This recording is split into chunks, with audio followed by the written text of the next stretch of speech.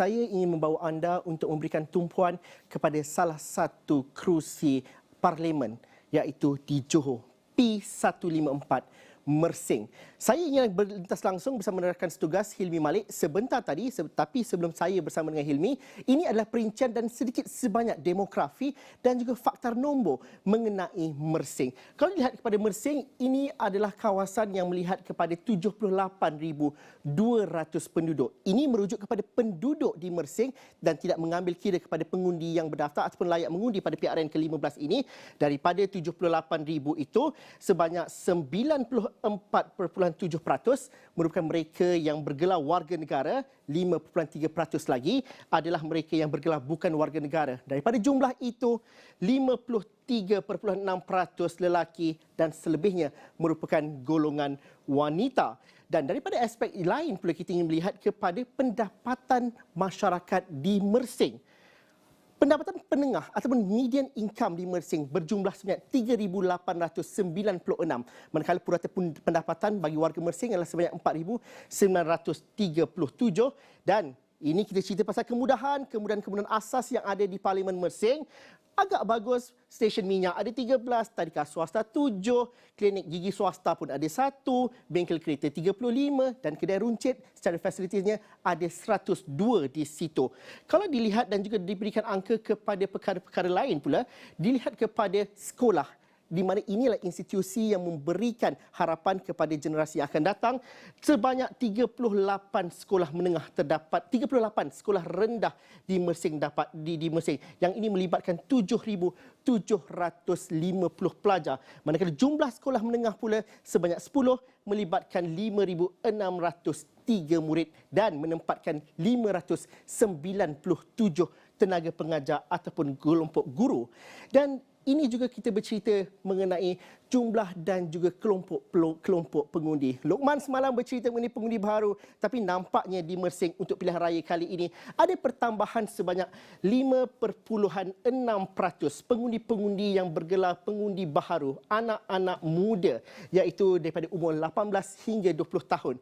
Tetapi kelompok yang lebih banyak ialah kelompok 30 hingga 39 tahun. Tapi kalau dicampurkan secara keseluruhannya, kelompok mereka yang berusia 18 tahun hingga 39 tahun masih lagi mendominasi pengundian di Mersing. Terus sahaja bersama dengan Hilmi Malik yang berkelana di Mersing. Hilmi, apakah cerita pembangunan, cerita rakyat di Mersing? Saya difahamkan kalau pergi Mersing ni, director ataupun editor kita kata bandarnya cukup bersih dan tumpuan pelancong dan potensinya cukup besar. Kongsikan cerita dari Mersing. Baik, terima kasih Zul di Pusat Penyelidikan Asia Bukit Jalil. Baiklah Zul, setelah beberapa hari saya berada di Bandar Johor Bahru, hari ini boleh saya katakan saya kembali ke markas PRN Johor saya yang lalu, di mana Mersing adalah pilihan saya hari ini untuk kita meninjau ataupun mendapatkan apa cerita-cerita ataupun kisah rakyat di Mersing.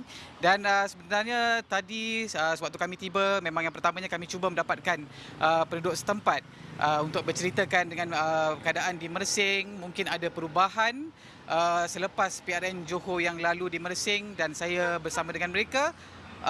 Tapi apa yang agak mengejutkan adalah apabila saya bersama dengan mereka, masalah yang ditimbulkan adalah masih sama sewaktu saya bawakan pada PRN Johor itu, ialah mengenai dengan soal jalan raya di Mersing yang boleh mereka anggap sehingga kini tiada lagi kesudahan ataupun penyelesaian yang agak tuntas untuk diselesaikan.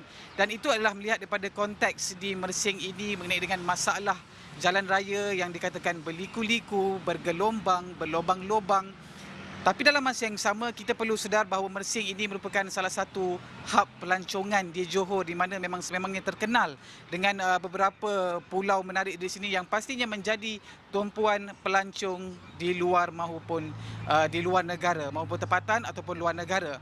Dan dalam masa yang sama, kita ingin bawakan Mersing ini untuk satu peringkat yang lebih tinggi, iaitu kalau boleh kita mahu angkat Mersing ini di peringkat antarabangsa.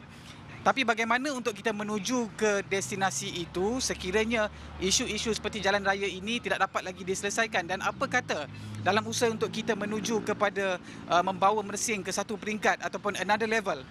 Apa kata kita mulakan solusi pertama dengan menumpukan soal jalan raya yang dikatakan masih belum selesai, dan sememangnya Mersing ini banyak potensinya daripada segi peluang pekerjaan untuk anak muda bila kita bercakap mengenai dengan hak pelancongan. Tapi di mana ia bermula untuk kita pastikan Mersing ini berada dalam satu peringkat yang lebih tinggi. Dan saya tak nak membebel panjang sebenarnya, kita nak dengar sendiri apa luahan penduduk di Mersing berdasarkan temu bual yang saya buat sebentar tadi. Lubang-lubang itu ada undi, tak ada undi pun sudah berapa puluh tahun undi macam. So itu undi punya apa dia nak bikin undi pun cerita saya kita dengar lah, tapi itu bukan kita punya kita expect undi tak undi mau bikin itu barang. Bukan cakap mau undi macam ini boleh itu boleh, lagi lepas undi semua habis. Sebagai maklum, jalan raya kat sini masih lagi berlubang-lubang teruk. Saya punya customer daripada KL, daripada Singapura mengeluh untuk datang ke sini. Gelap, jauh dan sebagainya. Jadi jalan raya kita ni memang tidak dinafikan. Sebagai penduduk Mersing memang nampaklah bahawa jalan-jalan ni tidak disenggara dengan baik. Lepas tu jauh di antara satu daerah dengan daerah, berlubang sana berlubang sini dan bergelombang. Jadi diharap supaya pihak yang wakil rakyat yang wakil parlimen yang akan akan menang nanti mengemukakan dan memohon dengan pihak kerajaan agar memberikan peruntukan yang lebih besar supaya Mersing sebagai bandar pelancongan ni benar-benar jadi bandar pelancongan.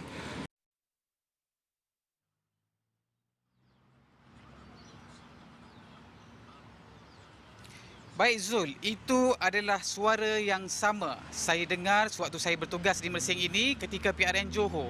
Dan selain daripada kita bercakap dengan isu jalan dan penduduk di setempat ini juga ada menceritakan soal apa nasib belia di Mersing. Dengan keadaan yang ada di sini, kita bercakap dengan hak pelancongan di Mersing. Dalam masa yang sama, anak muda masih lagi kita lihat kurangnya peluang-peluang pekerjaan yang mungkin mereka ini tidak didedahkan atau mungkin tak ada inisiatif yang menonjolkan anak muda ini. Dan ini memaksakan ada kalanya anak muda di Mersing ini terpaksa keluar untuk mendapatkan peluang-peluang yang lain. Dan selain itu juga ada juga yang memang meminta dengan calon-calon baru untuk dikemukakan. Hilmi, saya nak mencelah dekat situ, itu Hilmi. cerita rakyat di Mersing untuk hari ini. Hilmi, saya nak mencelah di situ kerana apabila kita cerita pasal PRU, sudah pasti kita merujuk kepada ahli politik dan juga keputusan PRU ke-14 yang lepas. BN menang pada ketika itu dengan angka 19,806 undi menerusi Datuk Dr. Latif Ahmad sebelum beliau melompat ke Bersatu dan menjadikan kursi Mersing inilah kursi Bersatu di mana beliau mengalahkan calon daripada Pakatan Harapan dan juga daripada PAS pada ketika itu. Pada pilihan raya umum yang lepas pula, pilihan raya negeri pula, Dun Endau yang terletak di dalam Parlimen Mersing adalah dimenangi oleh Perikatan Nasional dan juga Dun Tenggaruh pula dimenangi oleh Barisan Nasional. Hilmi, kalau masih lagi ada, mungkin ada cerita siapakah yang bakal bertanding pada kali ini? Adakah Datuk Dr. Latif bakal mempertahankan Parlimen Mersing ini? Baik Zul, sebenarnya nama yang Zul sebutkan tadi sebenarnya memang hari ini mempunyai kaitan rapat. Di mana kalau kita cakap dengan kedudukan Parlimen Mersing ini, sememangnya penyandangnya adalah Datuk Abdul Latif Ahmad yang daripada Bersatu. Dan sebenarnya tadi saya juga bersama dengan beliau menerusi satu program dan kami juga adakan sidang media bersama beliau. Dan beliau tegaskan sekali lagi hari ini bahawa beliau tidak akan lagi mempertahankan kerusi Parlimen Mersing dan kali ini membuka laluan untuk calon-calon lain untuk mungkin meneraju di Parlimen Mersing ini. Dan sebenarnya nama yang disebut oleh beliau tadi adalah yang Zul sebutkan tadi, iaitu Adun Endau, iaitu YB Alwiyah Talib yang menang pada PRN Johor di Endau pada PRN Johor yang lalu, dan itu adalah nama yang disebut. Dan persoalannya boleh saya katakan sebenarnya Mersing ini lokasinya agak panas juga kalau kita bercakap mengenai dengan kerusi. Dan apa yang jadi penentu adalah kita dapat lihat senarionya adalah dulu Datuk Abdul Latif menang dengan atas tiket BN dan kali ini beliau bersama Bersatu, dan mungkin juga ada pertembungan antara kawan dan lawan kalau melihat kepada calon PAS sebelum ini, dan kali ini Bersatu lihat bersama-sama dengan PAS dalam PN dan bagaimana pencaturan politik yang bakal dibuat di Mersing ini, dan itu masih menjadi tanda tanya. Dan sememangnya kami menantikan pengumuman calon-calon yang bakal diletakkan di Mersing ini. Okey, perincian lanjut di astroawani.com. Terima kasih Helmi.